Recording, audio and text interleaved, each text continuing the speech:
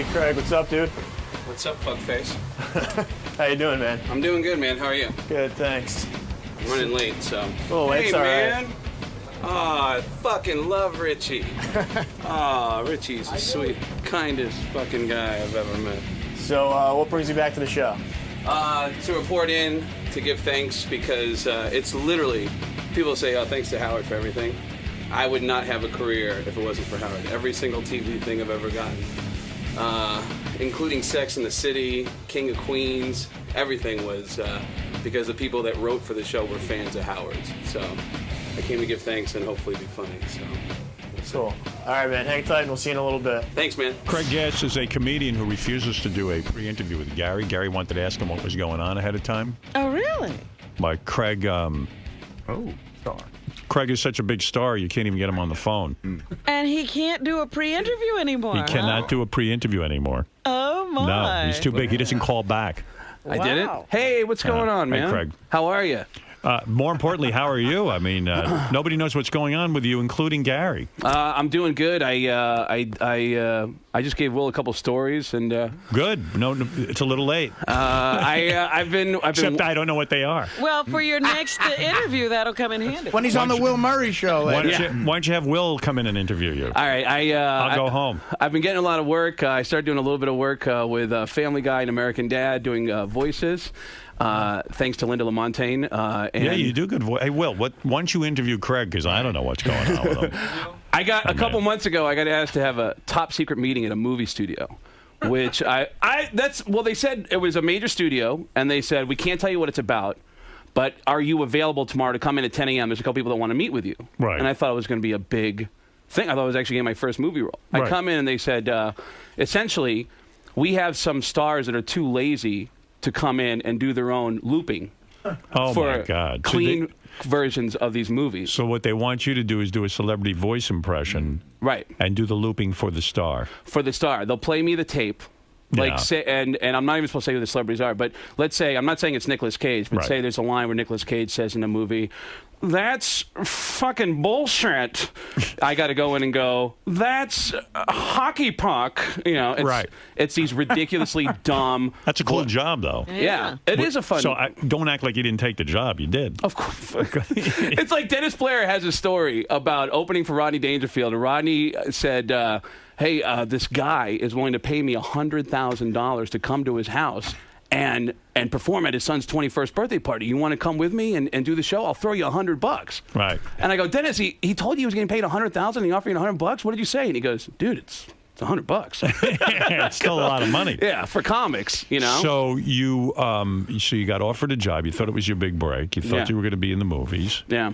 And it turns out you are in a sense, but you'll be dubbing people's voices in. Clean versions for cable TV and for movies that they show on airplanes. Why'd they have to have a meeting with you about that? I mean, They just said, can you do a list of these voices? so what voices do they need you to do? Well, they said I can't say what celebrities I'm doing the voices of. well, you gotta because keep it quiet. they don't want people to know that these celebrities are not that it's not their voices. They want it to think that it's organic and that those people came in to redo their own. Don't you think that a celebrity would have some integrity and want their own voice? Even in the clean version of the movie, they wouldn't want to leave it up to Craig Gass to actually do their voice and do their acting for them. Yeah, especially the movies that I'm getting, like some of the actors, like, really, this guy doesn't want to come in and redo Ronin? Like, fuck, who gives a shit, you know? Right. It's about money, too. Like, Yeah. a lot of those contracts stuff, you know, they'll put down, if you want a clean version, it's extra for my guy to come in. And so a lot of times producers will go, no.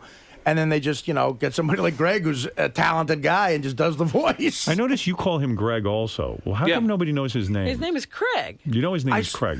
I swear to God, I thought it was Greg. Stop it. Oh, my God. You and Stop Sal. it. You know, Sal, too. We've told him a million times your name is Craig Gass. And everyone calls you Greg, and it's almost embarrassing. not only do I never correct that, even I've been at comedy shows sometimes where... I mean, it's a way different name. I've known him for almost 10 years. I say Greg. The man's Craig Gass. We've talked a couple times in the last couple of weeks, and he goes, listen, Greg, Greg, and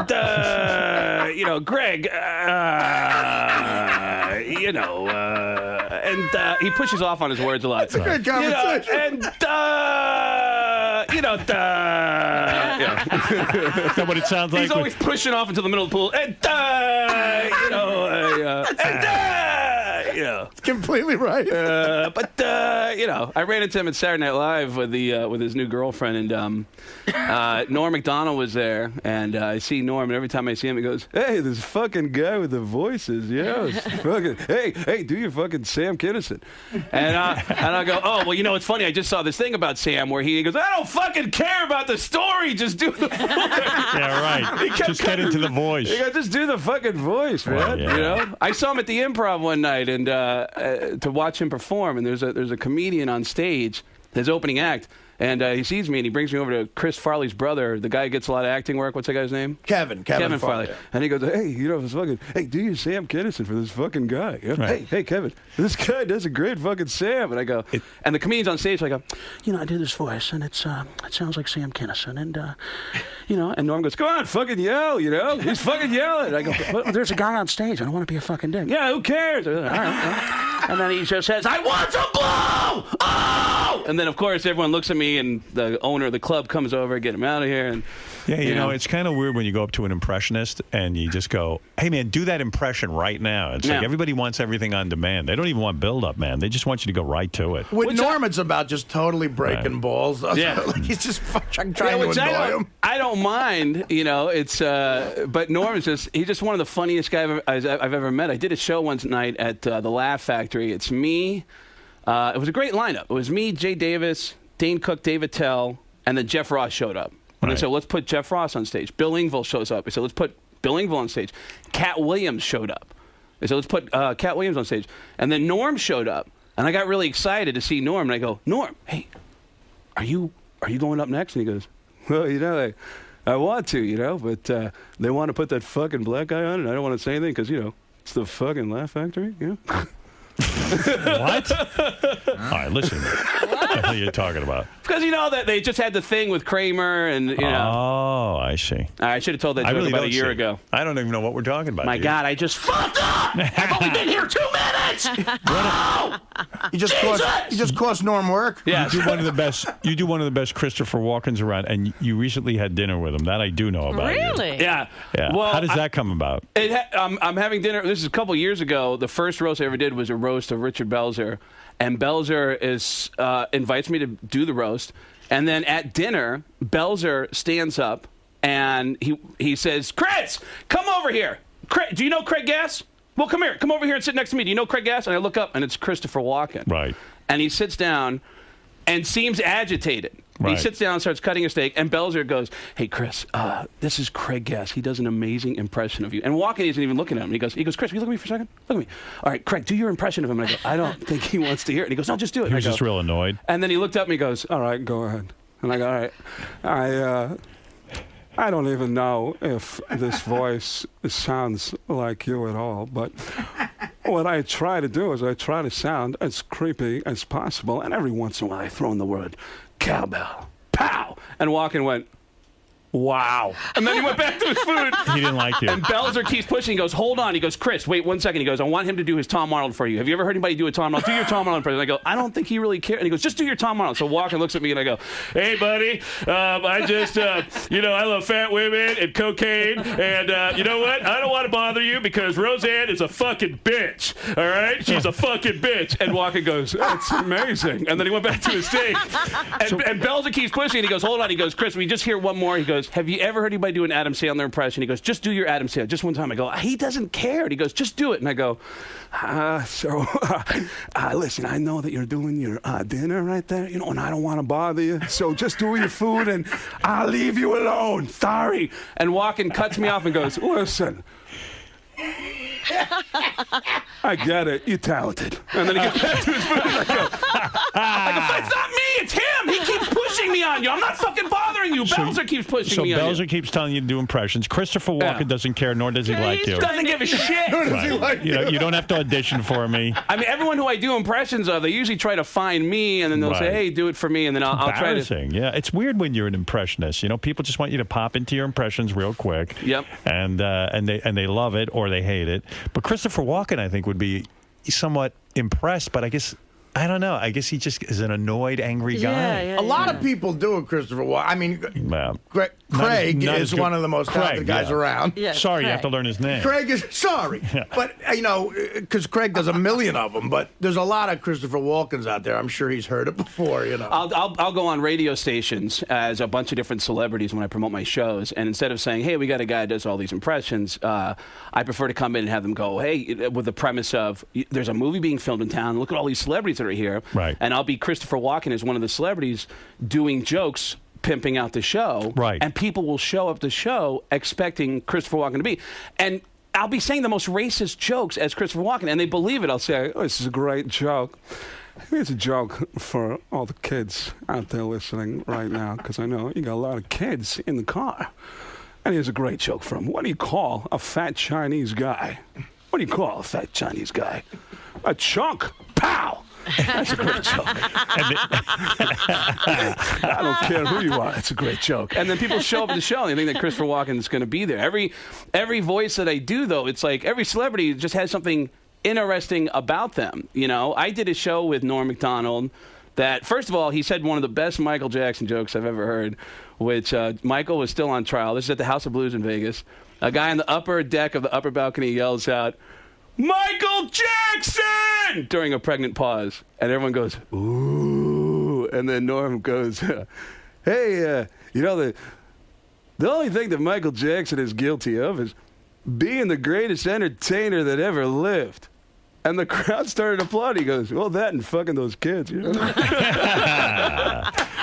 So you are on a roll career-wise. You've got this big movie deal where you're going to loop these celebrity voices. I'm on fire! He's going to be in You Ronin. wouldn't believe it. You won't be able to see me, but you'll be able to hear me doing impressions of losers. Oh! Don't you get tons of commercials? Like, don't you do radio or TV commercials with all those voices you do? You don't get any of that kind of stuff? I haven't had an agent in 6 years. Why? Because TV studios offer me work. King of Queens, it was a guy named Mike Socio who's a fan of the Howard Stern Show. He's Right. a writer for King of Queens, and he said, you know, I want to offer you a role, a character. I want to be a recurring character on King of Queens. Las Vegas, Mike Burns was a guy who's a fan of the Howard Stern Show. So we have this idea of this character. We want you to work with Alec Baldwin, and you guys will rob the casino together. And Are you saying you're so successful you don't need an agent? In other words, just coming on here into various shows, people hear you and you get enough work. And they no audition. But don't you think you could get more exciting work if you had an agent? Well, like I'm going to go to Los Angeles. I'm going to live out there for a couple months in August, September, October, and I'm going to look for a new agent and try to get some. Are you still living at Eddie Van Halen's house? No, I haven't seen Eddie in a while because He got married. Well, he did? But Yeah. the reason I was living there is because I had just broken up with this girl, and I was trying to get over this girl. And so he said, "Dude, fucking come on in, stay as long as you want, you know." Boy. Fucking. So I lived at his recording studio at his house.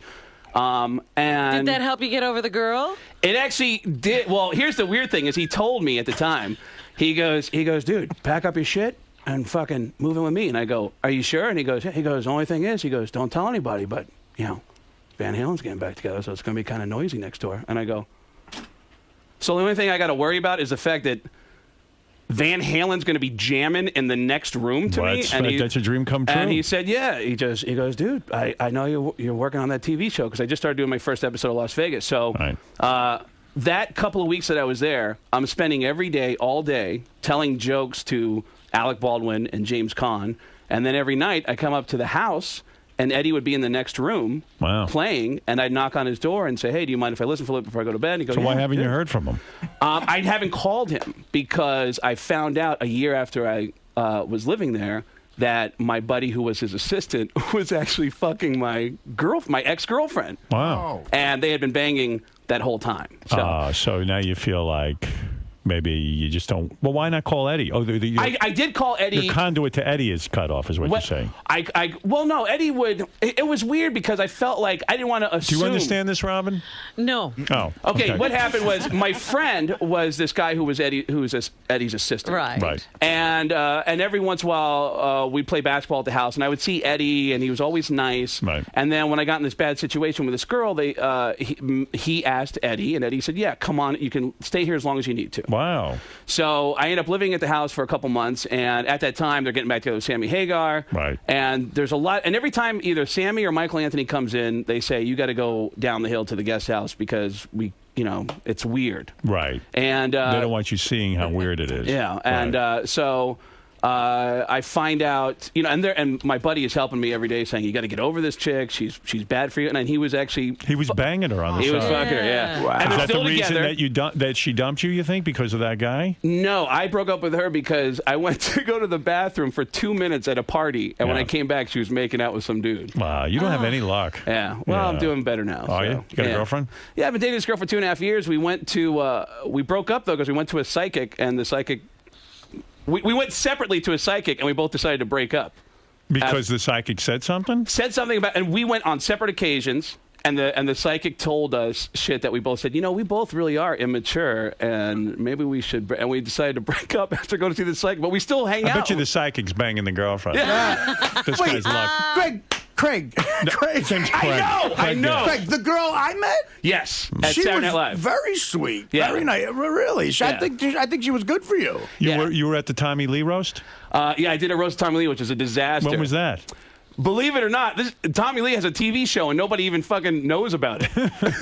He does? Yeah, Tommy Lee. Okay, there's a network called Planet Green. He should Twitter.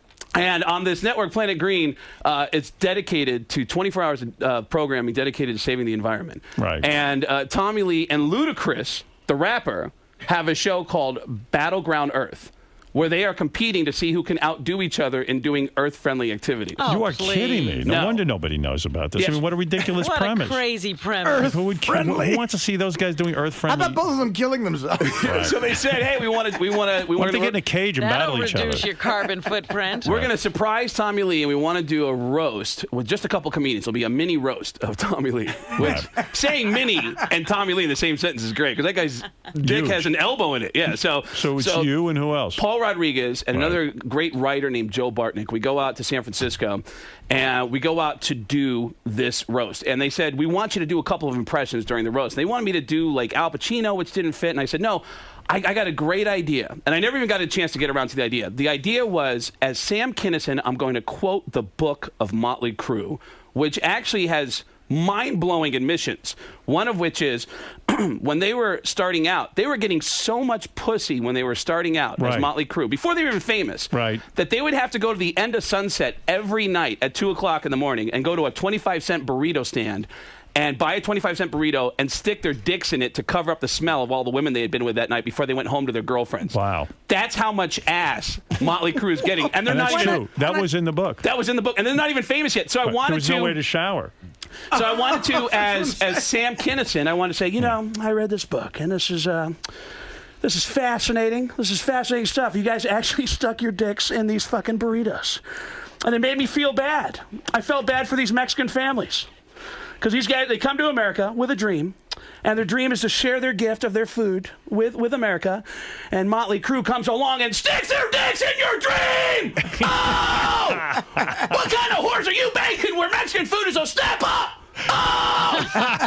Jesus! My God, you guys are fucking my dream, and Vince Neil is still eating them! Oh! But I never even get a chance to get around to that, because when we get there, they're setting up on the beach underneath Golden Gate Bridge, and they said, listen, we're doing a shoot for another episode, so just hold out. And I'm watching, and they're shooting with a church choir. Wow. A 50-member church choir on the beach, and they're singing hymns, and it's actually beautiful. The sun is setting. They make Paul Rodriguez and I go hide out in the tent. Then the church choir comes into the tent, and I go, hey, you guys, I just want to tell you, I was listening to you guys out there, and that was beautiful. You guys are really amazing. They go, oh, thanks, man. You're a comedian, right? I go, yeah, I'm doing something bad. We're doing something bad, but you guys are great. And I want to tell you. And they go, oh, that's great. And I hear someone in the choir go, hey! Put your robes back on, everybody. We're going back out. We're going to watch some comedy now. And I go, wait. Oh. No. Hold on. No, you don't want to come out and watch this. This is a roast. Trust me. This is not, you don't want to see it. He goes, no. We didn't work for any money today. We're doing this for free. And they said, well, why don't you all stick around and we'll put on a comedy show for you. And I go, well, you guys aren't like a real... You're not like a real church choir, are you? And they go, yeah, we're from the Oakland Church of Christ. And I go, wow. fuck. And I go, is there a producer around here? And I grab the producer. I go, hey, is this choir standing behind me while I'm doing my thing? And he goes, yeah. And I go, do you have any idea what I'm planning on saying? And he goes, Craig, this choir is really cool. And I go, really cool. Do you have any fucking clue what I'm? Because I want to be as shocking as possible, just to get a reaction. I mean, you're roasting Tommy Lee. Tommy Lee, the guy's got the biggest hog. He's just walking around with this enormous piece of meat. And they're gonna put a choir behind you? So they put this What a choir bad booking. behind us. Yeah. And I have such a gay image in my head of I'm gonna be so shocking that Tommy Lee, I actually believe that Tommy's going to give me his cell phone number and we're going to hang out on the upcoming Molly Tree tour. God. That's how ridiculous I feel about it. The first comedian goes up, it's Paul Rodriguez. He doesn't even curse. Wow. He's clean, yeah. He's doing Mexican jokes. It has nothing to do with the fucking environment. Right. And he's out there doing and the choir is on edge. There's actually a blind woman in the choir who's getting upset with Paul Rodriguez. She keeps shaking and doing the cross across her body. And I go, and he's not even cursing. Then the next comedian, Joe Bartnick, goes up. He had some great lines. There was a guy in Tommy Lee's posse who was in the band Train, and he goes, and the guy's name's Jeff, and he goes, Jeff, I looked your name up on Google. It said, who the fuck is Jeff? And then he said, Train, what a great name for a band that's going nowhere. You know, but that's Joe Bartnick. But so I go up, and they go, all right, are you ready? Ladies and gentlemen, please welcome Craig Gass. And I walk up, and the choir's already on edge, and I called an audible, which, Artie, I'm sure you've done a gig where as you're about to hit the stage, the audience is not what you thought they were going to be, and you got to change everything up. So what do you do? I go up and I decide I'm going to include the church choir in the punchlines. And maybe they'll have a sense of humor about themselves. Right. Like a lot of church choirs do. No. So I'd never been to church except for an AA meeting. So I go up there. That's a good line. And I go, Tommy Lee, Tommy, hey. Tommy, it's an honor to meet you, Tommy. Tommy is here to show us how to make the earth greener, which is appropriate since you have a tree trunk in your pants. Can I get an amen? And the church choir went, amen! What the fuck? Instinctively, they went, amen. And I go, Tommy, you have no fear at all. I mean, it's one thing to be, even when you're in prison, you had no fear. It's one thing to be threatened with 8 to 10 in prison. It's another to be threatened with 8 to 10 up your ass. Can I get an amen? And the church choir went, oh my God! Close enough. Tommy, when you're about to explode in a girl's face, she must think a tsunami's about to hit her. Can I get an amen? And the blind woman went, what's going on? And she actually left and started walking down the beach. A blind woman walking down the beach. So it didn't go well. No. And they put a clip of it on YouTube, and the clip is literally 56 seconds. It was like a 10-minute segment that I did. Could you imagine being roasted and every joke is about the fact you have a big cock? Hey, is that really a bad thing? It'd be a lot worse. Right. How great is that? Yucko the Clown is on the phone. He's mad at you. All right. Did you know he's mad at you? Yeah, I would have suspected he would be. We had a pretty awful night in Scottsdale. What happened? Hey, Yucko. Hey, yeah. Hey, What what's happened? going on, Yucko? Tell me what's going on. Craig, why don't you do your impression of a piece of shit? Because that's what the fuck you are, you fucking big-headed fucking asshole. I feel so bad because I hadn't seen him in a couple years, so I see him. I had written him an email saying, man, I'm really sorry about the whole, what happened with the house. And I also want to apologize. What happened with his house? His house burned down. Oh, right. And, I didn't even remember. And Did your house burn down, Yucko? My parents' house burned down. Right. And I said, listen, and as far as your ex, I'm really sorry about that. The only reason I called in that day was to defend myself because your girlfriend tried to paint it in a picture that was absolutely false. That's right. Yucko just got a divorce. He was married for a few days, and his wife left him. And somehow you were involved in that, right? I don't even remember why. In the breakup? She had flirted with several of us before Yucko got into town. Yeah. And Yucko didn't we all thought we had a chance with her, and that would have never came to light had she not gone on the air and said, oh, my God, Craig Gass, Bob Levy, total creeps. They hit on me so hard. Right. And that absolutely wasn't true. And I felt bad for having to defend myself, but I felt like I had to defend myself for what she was saying. So, Yucko, you mad at him because of that? No. Listen. What is he mad at you about? We go to Scottsdale. Listen, he comes up to me before the show, and he says, I'm sorry, I'll never bring it up again. I didn't say I'd never bring it up again. And then he gets about everything that happened, And then you get up on stage, and you're not even doing comedy at the club in Scottsdale. You fucking get up there, and you fucking start telling the whole fucking story. And you Which story did you tell? Well, first of all, the whole thing's on videotape, so you can actually see how it all went down. I told Bob Levy, I said, Bob, at the end of the show, why don't we get on stage together and just tell stories, man? And he goes, yeah, we'll get Yucko to come up with us, and we'll all tell stories. I go, great. So I do like 5 minutes, 7 minutes at the end of the show, and then I go, hey, let's bring Bob Levy up here, and I go, let's tell some stories, and he goes, where's Yucko? And when I said, where's Yucko? Levy goes, oh, let's tell about that fucking bitch. Let's tell the truth tonight about that fucking bitch and what she did. And I go, all right. I wasn't going to go there, but I said, are you sure? So you started telling stories about his wife? We both started telling stories about how we met her when we first came to town. Oh, my God. Yucko, so was this embarrassing to you on stage? No, it's just, it wasn't embarrassing. It's just, it's out of line. A comedy show. You're not supposed to bring it up, Well, once Bob said, I just said, are you sure you want to do that? He said, yeah, and I went with it. I shouldn't have done it. I absolutely regret it. But we're telling the story, and then Yucko walks up to the stage, and I'm like, all right, Yucko's going to join in. So we're talking, and then Bob goes, we got to get this guy laid. Who wants to fuck this guy? This guy. He goes, take off your mask. And Yucko goes, no. And he's holding him back. And then Bob starts, and this is on video. There's like 3 videos of this. Bob goes, take that fucking thing. It's like, I'm standing on stage going, this is a comedy show. How the fuck What is it, wrestling? Yeah. And you took off Yucko's mask? No, Bob Levy grabs his mask, and then he snaps the nose. The rubber nose. It just nose. snaps off his face. And he grabs the mask and then goes, show him how good looking. Take that makeup off. And he starts attacking him and rubbing his face. And he goes, all right. Now, this guy's just been assaulted on stage. Right. And Bob is standing there going, all right, now who wants to fuck this guy? And one guy in the front row goes, I'll fuck him. Yeah, let's rape Yucko. Oh, God. I happen to agree with Yucko, though. I mean, you're on stage. You guys are comedians. He has his clown persona, which he's not, thrilled about in the first place. And then you guys are wiping out his club. You're ridiculing him and wiping off his clown makeup and taking off his rubber nose. I really regret it, if I have any defense at all. I do, but It wasn't my idea. Yucko, what about the idea that it wasn't Craig's idea? You shouldn't have. When Bob said, let's talk about that, you should have said, no, it's that fucking easy, all right? I should. You're absolutely right. But when it first came up, I just thought, I just kind of giggled to myself. I go, are you sure? And he goes, yeah, we got to tell the truth. And I'm laughing, and I go, all right, fuck it. Let's see what we can make out of this. So you guys on the Yucko, you don't like Craig anymore? No. Ask him how Seth MacFarlane's dick tastes. Delicious. I'm working on Family Guy now. Yeah, good for you. Why is that a put? He fucking drops names for 15 minutes, too. And this is what I'm fucking working on. What do you want me to say? Like, what are you working on? Well, I just got a couple episodes of Family Guy and American Dad. What do you want me to say? Well, I mean, that's what I'm doing.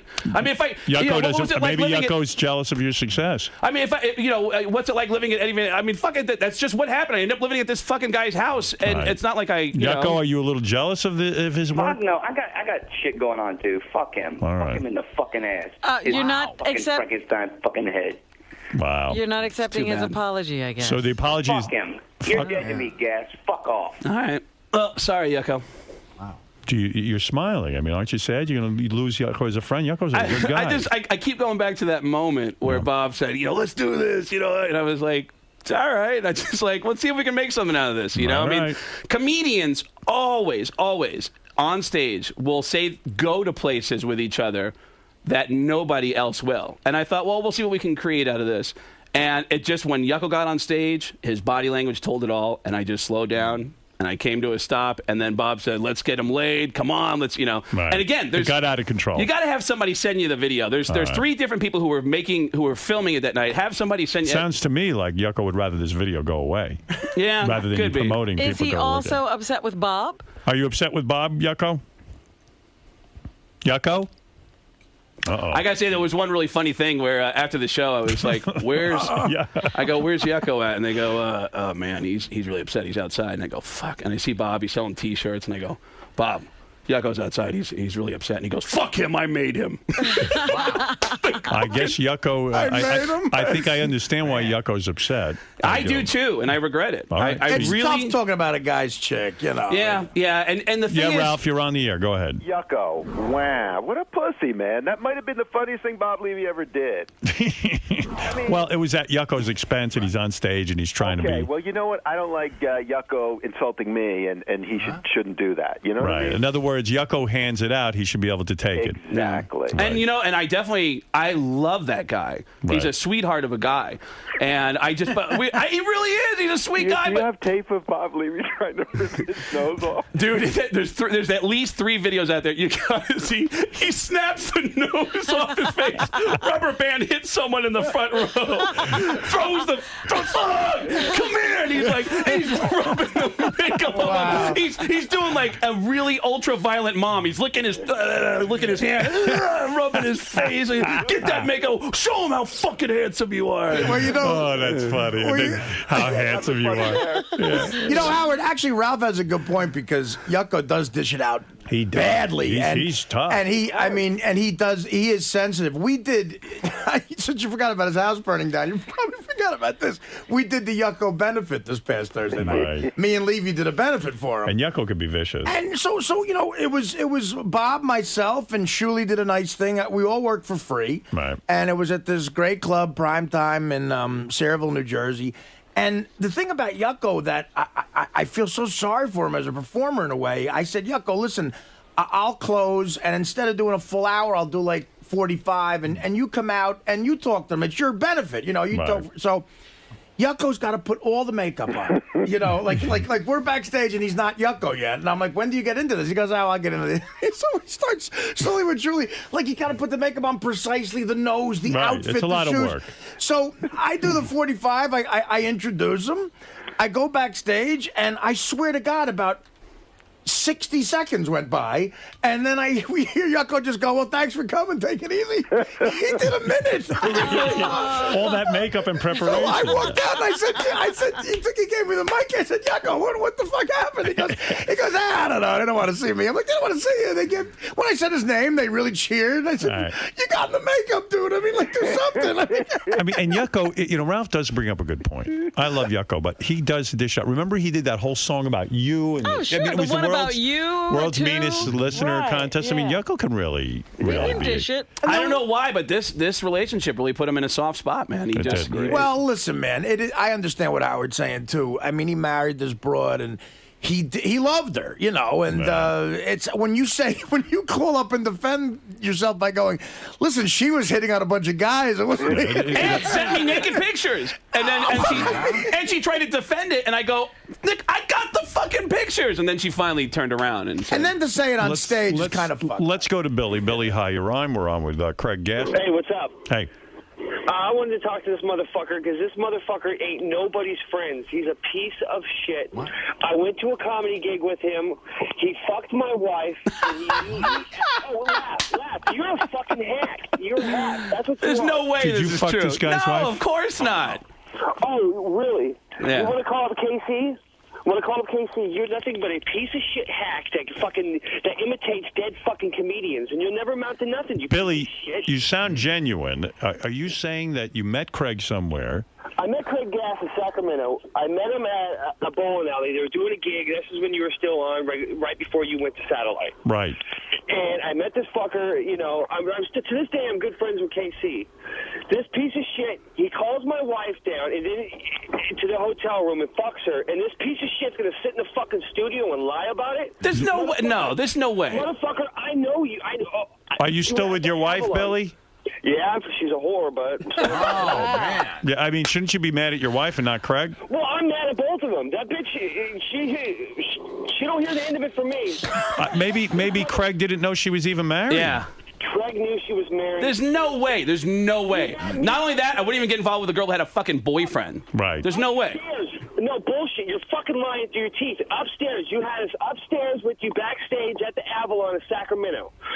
You Why did your wife do this to you? Did you say to her afterward, honey, why would you fuck Craig Gass? I didn't find out about it until a year afterwards, until he came back into town again. Wow. Yeah, but even if your wife was to fuck somebody else, you should be mad at the wife. Don't be mad at a guy who fucks your wife. Yeah, but you knew she was married. I would never. Was she a good fuck at least? I'm sure she was. Right. No, she's not a good fuck, so. You got him, then. She's not even good. You taught Craig a lesson. What is it, Gary? What do you want, Gary? Don't be mad at the guy who fucks your wife. I completely forgot. I ran into a comedian about 3 or 4 months ago. I can't remember his name, Craig, but heavy set guy. All right. and he said that he had Craig over his house. Craig left, the guy's got a little kid. He said Craig left some pot laying out of the table. But they go to a concert, and Craig says, "Hey man, I left something in the car. Can I borrow the keys to the car for a second?" Craig takes a broad back to the car and fucks her in the car, which is okay, fine. Except then the broad stole. No, wait. This is the greatest fucking story. A wallet and everything. Wait. Let me tell the story. I know the name of the guy. Don't say anything. Don't say the name. Here's the story: I had some friends that were in town with a day off. They came to see a show at a comedy club. Right. In a big rock band. A couple big rock bands came to see me. And the next day they were doing a show in Camden, New Jersey, and they said, "Hey, tell all your comedian friends to come down." So I get everybody passes, and we go down. Then I go down with this buddy of mine who's a comedian. We go down, and I get him on stage to watch the band, and I go floating around. I meet two girls near the backstage area, and they say, "Hey, we're trying to get passes. We want to get backstage." And I go, and they said, "Our friend's back there, so can you bring us back to her?" And I said, "You girls are hot. You should be able to get back anywhere you want. I mean, why are you guys having problems to get backstage?" And they go, "Well, you're pretty hot too." And I, thinking they're joking, I said, "Well, let's go make out." And they go, "All right. Let's go." And I go, "Are you serious?" And they go, "Yeah." And I go, "All right, just stay here. I'll be right back. If you hold, I'll be right back." So I go and I get another couple backstage passes. I come back, I see them, and they go, "Hey, well, what about our friend?" Now there's a third girl, and I go, "Who's this chick?" And they go, "Well, this is our friend, and I thought you were already backstage." "Well, yeah, but there's this thing that happened, and I couldn't get." And I go, "All right, you know what? Just follow me." So I bring them all into the loading dock backstage at this venue in Camden. Right. And I go, "Stay right here. I'll be right back." I get the keys from my buddy. I go back to the car. I pull out a pass out of the car, and I give it to the girl. We start making out. Right. And then one of the girls makes a comment. We start making out. Then the three of us actually are taking turn kissing each other. Yeah. And I said, "You know what? Do you have sex with all of them?" We get in the car. Right.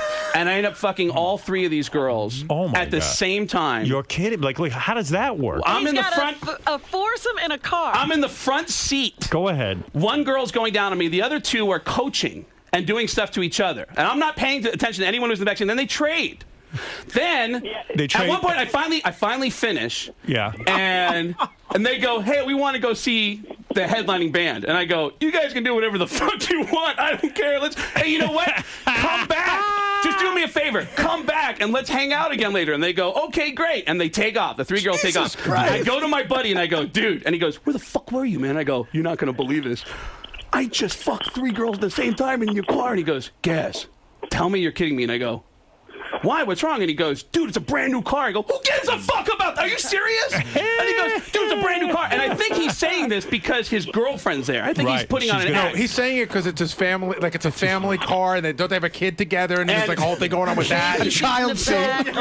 This is where it becomes the greatest story of all fucking time. We get to the car, and they look in, and then my buddy, his girlfriend yells at him, and he looks over at me and he goes, "Good job, Gass.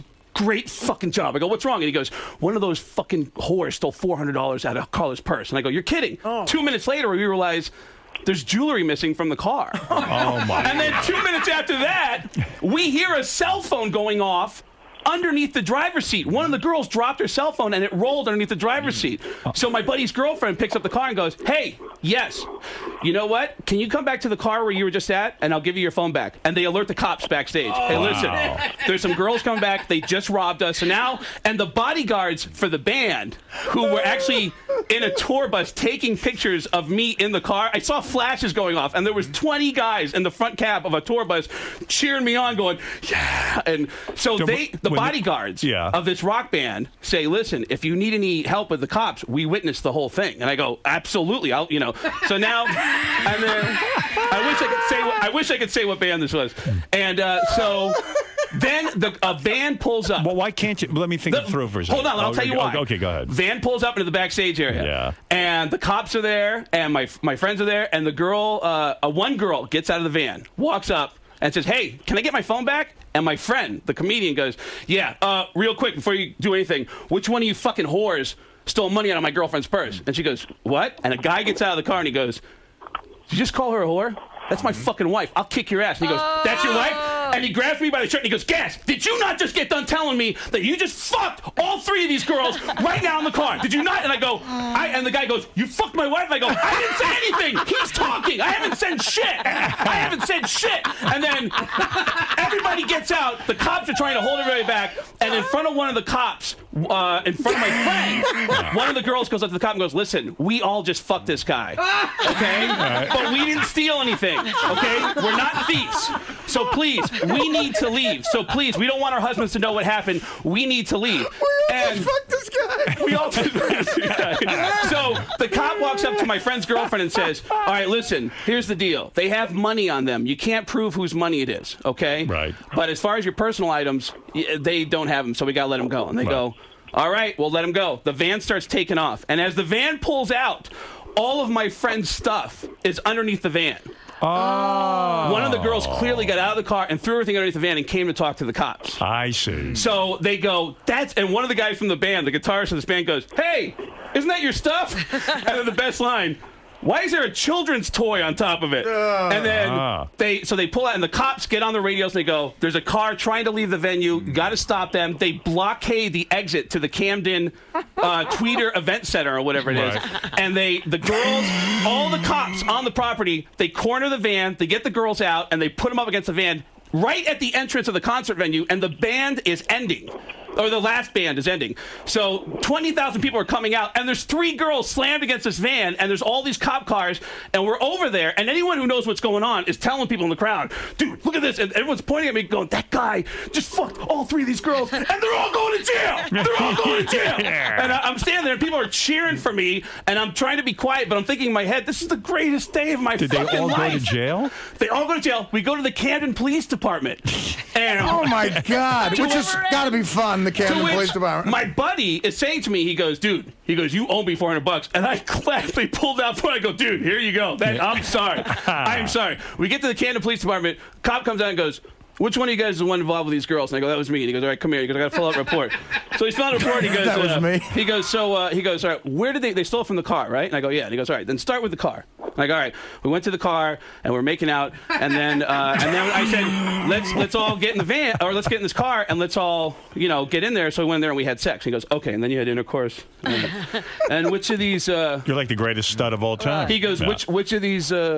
Which one of these girls do you have intercourse with? And I go, all of them. And then he looks at me and he goes, you animal. He goes, you had sex at the same time? I go, yeah. And every time we make eye contact, we both are smirking at each other. And then so he fills out the report. At the end of it, we walk out, and they walk us to our car at the police department in Camden, and a cop is escorting us to our car. We get outside. One of the husbands is outside. He goes, Craig! And he goes, hey, man, can I talk to you for a second? And the cop goes, whoa, sir, just get back to your car. And he goes, no. He goes, I just want to ask a question. He goes, I don't care that you fucked my wife. I would have done the same thing. She's a beautiful woman, all right? He goes, listen, man. He goes, I don't blame you. I know it's her fault. She's the one who fucked you. He goes, but just tell me the truth. Did you fuck her? He goes, what happened? I just want to know what happened. And I go, and the cop is telling me, go. My friend, the comedian, is like, just fuck, he's going to hit you. I go, he's not going to hit me. And I go, look, I'm sorry, man, it happened. And he goes, but specifically, like, did she suck your dick? And I go, oh, and everyone's going, dude, get to your car. Look, you go over there. And I go, no. Look, it's cool. I'll tell him. Look, you want to know the truth? I fucked all 3 of them, and I came in your wife's mouth. What? And he goes, what? I appreciate that. And he shook my hand. Wow. And I turned around, and my comedian friend is standing right there. And when I turned around, he goes, what kind of a guy? Thanks you. When you tell him I just came in your wife's mouth, shakes me, I go, I don't know, but this is the greatest. None of my teams have ever won a championship. None of them. I never had this. I'm like a World Series MVP. I'm the Super Bowl champion. So this guy on the phone, Billy, Craig fucked your wife, right? Yeah, he's a piece of shit. But why don't you thank him? Because now you know your wife. Yeah, now you know the etiquette. So lucky. Craig, did you come in his wife's mouth as well? Maybe you should look at this differently. Yeah. If I did fuck your wife, I can tell you, if I had, I didn't know she was married, because I've never, ever knowingly fucked someone who was married. Armstrong was there. Casey knew. And then you're not a man because you're sitting there like a fucking pussy and you're lying about it. You're not a man. Well, he says he didn't knowingly fuck your wife. Well, I'm going to do it knowingly. When I find him, I'm going to fuck him in his mouth. Wow. All right. You're going to get lucky again. He's going to get some extra action. With you. Yeah, he's going to get gay with you. That's great. Good idea. Well, actually, Craig would be the gay one. He's sucking. Right. He'll be Probably. sucking when he's got something shoved up his ass at the same time. Oh, wow. Wow. That's a hell of an invitation. Let me just get this straight. When you find Craig, you're going to put something in his ass and his mouth. Will you come in his mouth? For your wife, that's the bad leg. But Billy, in a way, I mean, you really can't hold Craig responsible if your wife's going around. But I I know it's her fault too but I swear to you, Howard, he knew. He knew because we hung out with them guys for 2 days because they did 2 gigs here, one in San Francisco, one in Sacramento. Well, sometimes people don't know. Yeah, I avoid any kind of drama with even when a girl says like, "Oh, I just broke up." Well, who's that? That was my ex, but he's crazy. I don't even go there. It's like it's my ex, and he's like. Has she fucked anyone else from our show? I wouldn't doubt it. Right. Yeah, then why do you get mad at me if I? How do you manage to stay in a relationship with her, even though you know she fucked Craig Gass and maybe possibly others? Because I'm an idiot and I love her. I see. And she's a lousy fuck. Yeah, she's a lousy fuck. She just lays there, right? Oh. Yes. Did she move for you, Craig? She moved pretty good for you, right? At the Clarion Hotel, did she move for you? I'd love to know who it is. Her name's Danielle. All right. Did she move for you? Can you give a last name and an address so we can map quest? No last name. She had my name tatted on her back. Oh yeah, she had her name. She has his name tatted on the back. Holy gee! And how many times has she cheated on you? Well, I just caught her last week fucking around with some guy at work. Wow. Oh, dude, you got to get out of that. Yeah. But I got a 3-month-old and a 9-year-old. Whoa! Are they Craig's? Can any of them do a great Sam Kinison impression? All right, Billy, thank you. And I'm sorry your wife's going around fucking behind your back. Yeah. All right. Later. Just watch out for this guy. Okay. He ain't going anywhere near my wife. Wow. I'm not letting him. Not near your wife and a car. You're not kidding. Wow, this is awesome. Just a little on your wife. All right. Thanks, Billy. Bye. That's Billy. Hey, Howard, I will say this about Craig. You know, when you're on the By the way, she just got Craig tattooed on her back, too. You know, I will say this about Gass. When you're on the road, you know, and you do stand-up somewhere, you know, and you don't know. and, You don't know you're single. relationship, You go and you're looking for any chick you can Right. find. And most guys have some standards with the chicks. Like, I will say this about Gass is a real man because Takes whatever he gets. if there's not if he can't get a hot chick, and he does get hot chicks a lot, Craig will fuck anything. Craig, you haven't fucked any of our wives, have you? No. All right. But every comic has an intense story about being with a girl and like another guy showing up like, Right. what the fuck? Because you're very, very much on fire. Things are going great for you. You're fucking, you're getting work. I mean, it's really happening. I've been dating the same girl for 2.5 years. Who knew? And you're faithful on the road? Of course, yeah. Of course he is. I'll break up with someone before I cheat on him. He's like Mother Teresa. Craig, it's always great seeing you. You were terrific. And who am I talking to now? It's Christopher Walken. Christopher Walken, It's thank a you. black guy and a Puerto Rican in a car. Who's driving? The police. Pow! And I'm also, Joe Buck has a comedy club. I'm performing at that club in September. He does? Yeah. He actually has a comedy club in St. Louis across the street from the stadium, and they're having me throw out the first pitch of one of the games with the Cubs and the Cardinals. Wow. So. All right, Craig. Hey, Howard, you're I'll doing say great. this as a shitty plug for me. I know the comedian who Craig was with that night, Yeah. whose car he fucked in. I'm actually working with the guy this weekend in St. Louis. All right, so there you if you go. guys want to talk to this guy in person about that story, I definitely know who it is, and I will be in St. Louis Saturday night with the guy. Right. Hey, Craig, Howard, yeah. the guy told me the story. I was working with him somewhere. It's one of those things where we're just standing. He goes, "You know Craig Gass?" And I go, "Yeah." He goes, "I fucking hate Craig Gass." Really? He didn't say he hated him to me. He was really upset. Yeah, you don't fuck in a guy's new car. Yeah. I mean, that's the point. But But it was like 3 girls at once. It was like, this is I just went with it. Right. I went nuts. You lost your mind. I did. You lost your mind. Did you really give him the $400 I back? gave him $400 in the car. We're driving over to the police station. I You gave know him what it $400. is? I know when you get a new car and the car has that new car smell. Yeah. Well, You know it how didn't it have is. it after Craig got and finished Craig with gets the in car. there and he fucks 3 broads right in the car. I mean, you know, you ruin that new car smell. You don't want it to have that 3-horse smell. Right. Did you put your dick in a taco? I'm no stud. I'm not getting laid, but I mean, it was It like was an amazing a night. dream come true to have like 3 at one time. I couldn't believe and it. they were good looking. Yeah. Well, they were like stripper hot. Hey. Stripper hot. They Ain't were nothing like, wrong with That's that. hot. Yeah.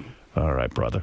Thanks, man. Good work. Thank you. It's always good hearing your story. We love Craig Gass. Craig Gass, everybody, and go over to myspace.com/Craig Gass and get in touch with what Craig is up to. He's obviously, if you hang around him, something weird's going to happen. And ask Joe Buck if I can play his club. I will. And I hope you patch up things with Yucko. I love Yucko. And Me too. I really that whole thing feel just made me bad. feel bad. Absolutely, I feel bad. He's a great guy. He's a really nice guy, and real good. All right, we'll be back right after these words. A great Craig Gass. Yeah. Dude, it seems like you got to stay away from these women. Hey, man. Billy's wife and, was it Yucko's girl? Yeah. Look, nobody's trying to fuck anybody's wife. That's like when you're on the road, you're doing stand-up comedy, and some girl wants to hang out with you. You're single at the time, and then you worry. I'm not getting married because Gass might fuck my wife. Dan, the song for you, man, just called you a poon hound. It's hard to turn down hot chicks. I mean, yeah, it's like you're on the road, you see a cute girl. It's like your worst nightmare is that there's an ex or a current that's angry, that's out there. You get nervous, But if I know anything, I'll get the fuck out of the way, and that's You're a good guy. Well, apparently I fucked somebody's wife, so I don't know if I'm a great guy.